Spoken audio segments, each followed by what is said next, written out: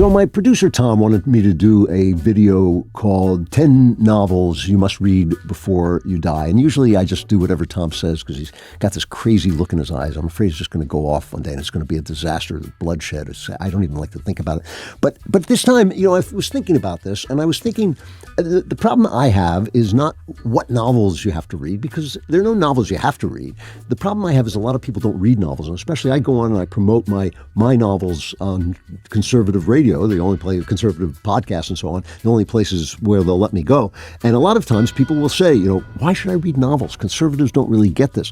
So to me, that's like asking why you should take a walk, why you should fall in love. I mean, reading novels, appreciating art and great literature are part of the joys of life. I mean, they're just so beautiful. And they do, in fact, if you want to be practical about it, they increase your wisdom. Now, reading novels, but not reading a novel. See, that's why I didn't agree with that idea that reading a novel is not going to increase your wisdom. Reading novels, great novels, increases your wisdom over time. So let's start with The Great Gatsby, one of the greatest novels ever written. F. Scott Fitzgerald, an American writing in part of the lost generation, the jazz age of the 20s.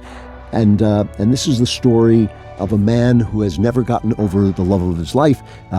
He's lost her, and he can see her. He lives in a house, in a place where I grew up, and he can look across the water and see a green light that represents her, and she represents all kinds of things to him. He's a man who made his own way in the world. We're not quite sure how, but we find out a little bit about that.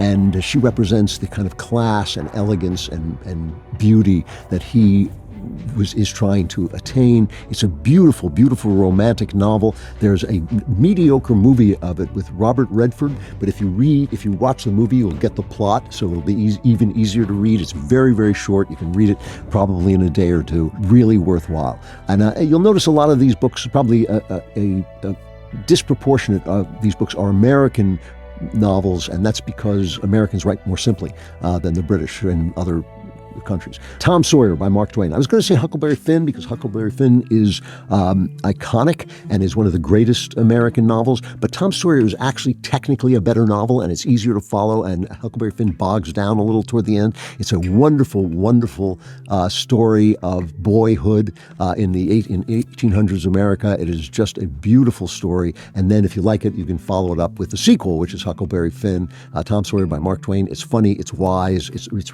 written as if for children, but it's really an adult novel. Heart of Darkness by Joseph Conrad. Conrad's prose can be a little bit dense, but if you've ever seen the movie Apocalypse Now, it was based on Heart of Darkness. It is about a man who journeys into Africa to find somebody who has gone missing and finds something much, much darker and more disturbing than that. It is a great, great adventure novel, very short, beautifully written. Because it's so short, you can take your time with the prose and explore his beautiful, wonderful, complex prose. A Farewell to Arms by Ernest Hemingway. Now, Ernest Hemingway is great because he was the all-American novelist in that he used very short, very clear sentences. And I picked A Farewell to Arms because it's an absolutely beautiful love story. I fell in love with the heroine of this book when I was a kid. I just, my heart actually just lost my heart to an actual fictional character. The first page or two is one of the greatest pieces of American writing, as the first page of Huck Finn is one of the greatest pieces of American writing. Hemingway was a beautiful, brilliant stylist, and A Farewell to Arms is his most approachable book about the love between a wounded ambulance driver in World War I and the nurse who takes care of him. And it's just got some great scenes. This is the only book. The next one is the only book I'm recommending that is long, long, long, but it is great, great, great. And I think if you have time, if it's the summer and you want to take time to read what must be, 600-700 page book, it is great. David Copperfield by Charles Dickens. Charles Dickens, my son-in-law said this to me, and it's funny. He said it to me at the same time almost the same time I was thinking it, because we were both looking at the same Charles Dickens story. Charles Dickens understood one of the most simple but deepest facts of life, that nice people do nice things and bad people do bad things. And the reason that that's important is we're all so different and we have different philosophies, and we think if we have different philosophies, you must be evil. But he understood that that's not always true. David Copperfield is just the story of a man's life. It's the book he liked best because it really represents himself more than any. You notice that David Copperfield, the initials of David Copperfield are Charles Dickens' initials backwards. And it's a beautiful, beautiful story of trial and tribulation and triumph. And it is just The characters you will never forget. They will become a part of your life. And I know it's long, but it's just worth it. It's just great. Jane Eyre by Charlotte Bronte, and I picked that one over Jane Austen, who is a better novelist, but a far more complex novelist. Jane Eyre by Charlotte Bronte is just a great read. It is a gothic read. Right now, something called romantasy is very popular with women. They love the romance of, women and dark men and all that. That is the story. It is a Beauty and the Beast story. It's just terrific. If you have trouble with the language, you can listen to my daughter's show, Storytime for Grown-Ups by Faith Moore. She reads it and explains it as she goes along, and she has a wonderful voice, and you will like that. The Maltese Falcon by Dashiell Hammett, in my genre, the hard guy, the tough guy, mystery genre. Raymond Chandler was the greater writer than Dashiell Hammett, but The Maltese Falcon is an almost perfect mystery and just iconic. And just that character of Sam Spade, was later played by Humphrey Bogart in the movie, is one of the great American characters of all time, and just a fantastic read. You won't be able to put it down. It's just great. Thérèse Raquin by Émile Zola. I wanted to include a Zola book. This is the shortest one I've ever read. In some ways, it's kind of the poor man's War and Peace. Terrific murder story, a really riveting book, and just explores the conscience of a murder in a great way, and much shorter and easier to read than Crime and Punishment. But if you like it, you can move on to Crime and Punishment. It's a good place to start. The Trial by Franz Kafka, a really, really great modern novel, and it'll drive you crazy. It is just, if you've ever dealt with the DMV, this is Franz Kafka imagining a world in which the whole world has become the DMV.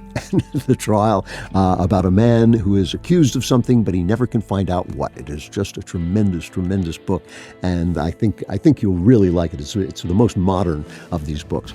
All Quiet on the Western Front by Erich Maria Remarque is a great, great war novel. I picked it because it's very, very simple. It is about the German side of World War I and what that is like. And it is the prose is absolutely simple and straightforward and solid. And it is just the experience of being in one of the truly most meaningless, most destructive. The World War I was almost as if Europe just died of old age. There was no reason to fight it, and it wiped out a generation of men and ultimately led to the destruction of the greatest culture that had ever existed on Earth, the European culture. All Quiet on the Western Front just captures both the heroism and the idealism and the stupidity and the craziness of it all. A terrific novel. So I recommend these novels because I recommend novels. I think reading a novel is the most direct. If you think of art like a drug that actually makes you better instead of worse, the novel is, to me, the mainlining that drug. It's no actor gets in your way, no director gets in your way, only one mind making a story in the language he wants to use and transferring that story from his mind to your mind. That is a beautiful, beautiful thing. You can read it at 4 o'clock in the morning when you can't sleep. You can read it on the beach. You can do anything you want with it. But these are great novels that are easy to read and fun to read. And yes, will they change their life? Yes, they will. And will they change it for the better? Yes, they will. And then you can move on to more complex stuff. So those are my recommendations. Even if you don't love novels, if you love that video, like and subscribe. And also subscribe to The Andrew Klavan Show wherever you get your podcasts.